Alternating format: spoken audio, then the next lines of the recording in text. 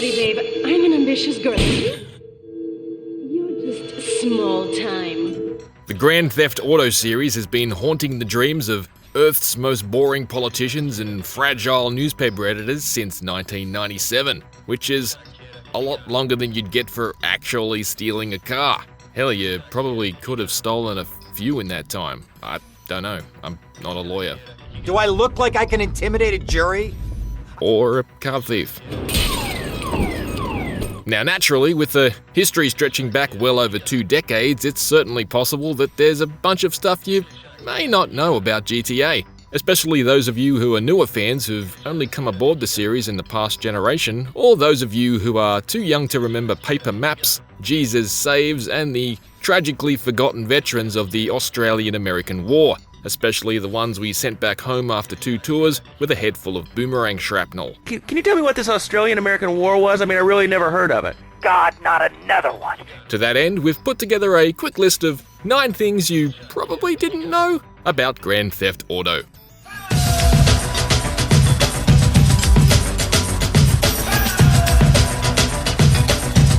While GTA's official debut dates back to late 1997, the story of GTA actually began several years earlier. While the series is today synonymous with Rockstar, GTA first germinated inside Dundee, Scotland-based developer DMA Design, the team behind the iconic all-time classic Lemmings and cult favourite SNES racer Unirally, or Uniracers as it was known in the US. Anyway, the first design document for the game we know as Grand Theft Auto dates back to January 1995, when it was actually provisionally titled Race and Chase and headed to PC, PlayStation, Sega Saturn, and Nintendo's then-named Ultra 64. The game ultimately never came to those last 2 platforms, but the DNA of GTA was definitely there from the beginning. 3 different cities, a large variety of vehicles, and a whole bunch of crime. Interestingly, Race and Chase had also intended to let us play as cops, but over GTA's tumultuous and protracted development cycle, where the game was reportedly in jeopardy of being cancelled just about every week, the DMA team quickly realised that breaking the law was a lot more fun than upholding it. As a result, Race and Chase pivoted to focus exclusively on wrong over right, even if school children and lollipop ladies never made it as in-game pedestrians. Which is probably for the best. And by probably, I mean certainly. After a series of acquisitions and mergers, DMA Design's publishing label BMG Interactive was absorbed by Take-Two Interactive and reset as Rockstar Games as we currently know it. Following this, GTA quickly went from a one-off controversial cult curio to the first chapter of an industry-shaking franchise. But the first follow-up to the original 1997 GTA was not GTA 2, it was the regularly forgotten Grand Theft Auto London 1969 for PlayStation 1 and PC in April 1999. This itself was followed up by the PC-only Grand Theft Auto London 1961, a shorter freeware expansion released a couple of months later. Pivoting to a satire of 60s Britain was a novel twist following DMA Design's top-down take on 3 American cities, but funnily enough, despite already having a British studio full of Scots who were almost certainly supremely qualified to make a bunch of jokes at the expense of the English, the gig was passed to Rockstar Canada. Of course, the Rockstar Canada crew couldn't just flip the traffic to the other side of the road, they needed proper British traffic, and they weren't going to get much inspiration by staring out onto the streets of Toronto. As such, the team reportedly found a die-cast car store in a neighbouring city and purchased every British car they had so they could photograph them all from above and create the in-game models. One of the artists responsible for this is also the creator of the iconic price down font used for all GTA games since GTA 3. The earliest save points in the Grand Theft Auto series emerged in GTA 2, where they were actually seedy evangelical churches with giant neon signs above them declaring Jesus saves. In this case, it was very literal, as entering the church would save your game. That said, saving your game would cost a whopping $50,000 each time you did it. Even though GTA has always been a scathing satire and GTA 2's save mechanic certainly functioned as an effective jab at the culture of slick-talking preachers whose sole goal is to get rich by squeezing the poor. Admit that you are a sinner. Well, I've sinned. Didn't take any Polaroids or anything. Happily, the need to spend in-game money to save was ditched immediately after. There's the 10 in Southeast Babylon.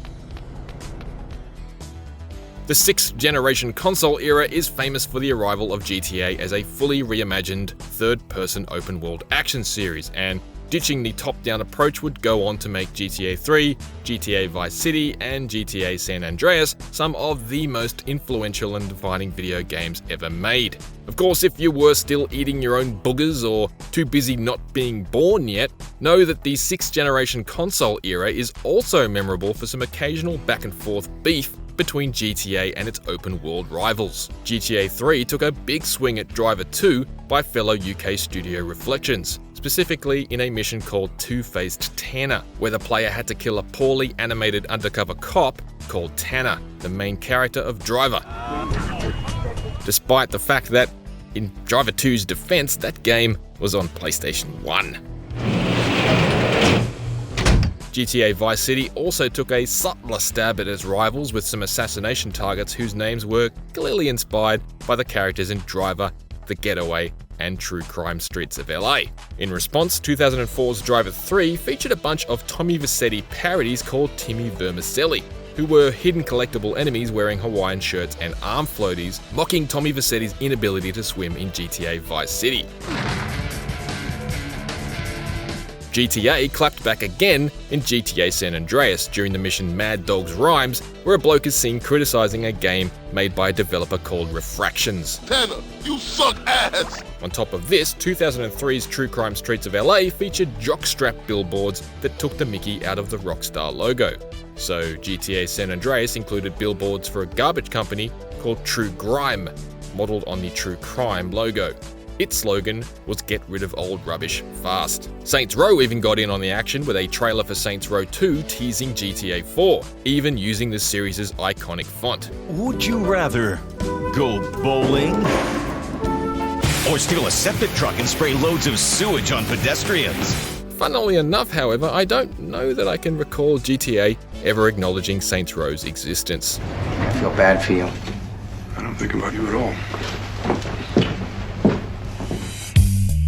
Multiplayer has been a component of the GTA series for a lot longer than GTA Online has been, but one such mode you may have forgotten all about is GTA San Andreas' hilarious co-op mode. The PS2 and Xbox versions of San Andreas allowed players to partner up with a friend from certain special icons on the map and either free roam or rampage around the state. The feature had certain limitations and players were not able to drift far from one another, but same-screen GTA multiplayer was still a massive hoot, especially way back in 2004. And when you were tired of making war, you could make love instead.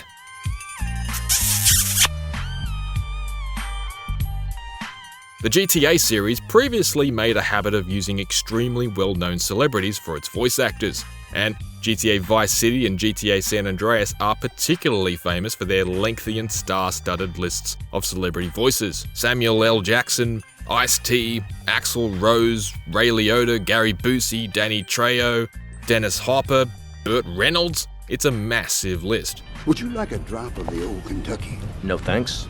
A clean thinker. I like that. The first celebrity to ever portray themselves, however, was none other than musician Phil Collins, who starred as himself in Grand Theft Auto Vice City Stories in a mission thread that culminated with an in-game performance of his mega hit In the Air Tonight. Several more celebrities have appeared as themselves in the GTA series since, including MMA veteran Baz Rutten as the host of an in-game TV show in GTA 4 called The Men's Room. Who wants to night fight with me in the audience? Bas! And comedians Cat Williams, Frankie Boyle, and Ricky Gervais, who each had sets in GTA 4's Comedy Club. Thanks very much. Good night. Hey, did you know that Sean Fontino, who plays Franklin in GTA 5, is actually the cousin of young Melee, who portrayed CJ in GTA San Andreas? Apologies if you're hearing this for the millionth time.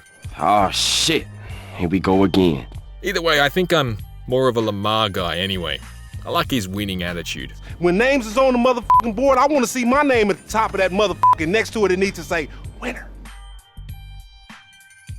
How many copies of GTA are out there?